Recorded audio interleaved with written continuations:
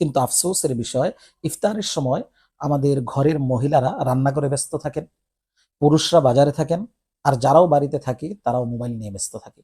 দোয়া করার কোনো সময়ই আমরা পাই না। অথচ আল্লাহ পাক রব্বুল আলামিন ইফতারের সময় বান্দার দোয়া কবুল করে থাকেন।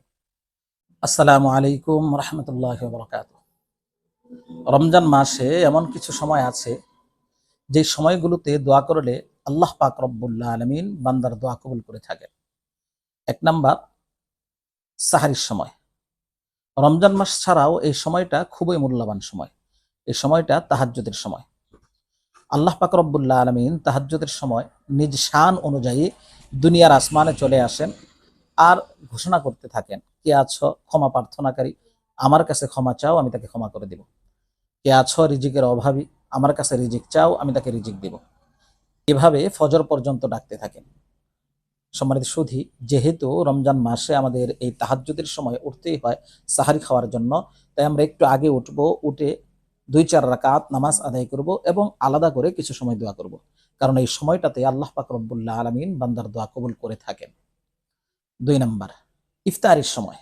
কিন্তু আফসোসের বিষয়, ইফতারের সময় আমাদের ঘরের মহিলারা রান্না করে ব্যস্ত থাকেন, পুরুষরা বাজারে থাকেন, আর যারাও বাড়িতে থাকি তারাও মোবাইল নিয়ে ব্যস্ত থাকি।